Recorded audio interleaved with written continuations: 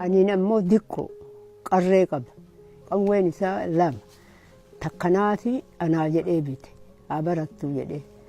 Inni albeenii dheeraa qaba. Kana xiyyiisii keessa baasa na barsiisa. Qadaada na barsiisa. Qawwee hiikaa na barsiisa. Alaama akkana qabee na barsiisa. Muka falatee. Oduu akkanumatti jedhan. Akka ganama kaa'e bira taa'a. Been galiiwwan sooratti suqadhu beenaadhaan jedhe.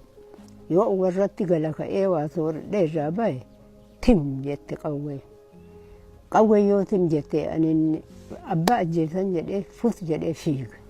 Qawwee oluma fiigee mana haadha guddoo tiyyaatii fuudhe. Fiigee yoo an fiige jaartin na ariite na dhaqqabuu dadhabde. An akka fiigaa dhufe isa na argu. Adaa amaartichi isa hadara. An hadaraa sanan beeku qarree qabaa bardikkoo. Hadaraan beeku. Hadaraa jaanoo hadaraa hiilatillaati akkana jedhe.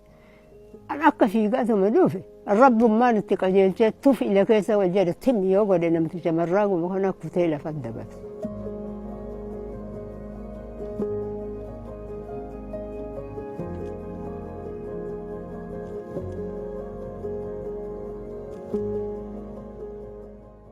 Jaarsa kiyyaa shiftaa isa waliin ka'een samattar maanee jedha. Obboleessa buraalee maanee bakka irraan hafu dandayeetu irraan hafu inni dandayee nan dhiisu deeminaan jedha ka'i bakka ijibbaatanii dhiisan.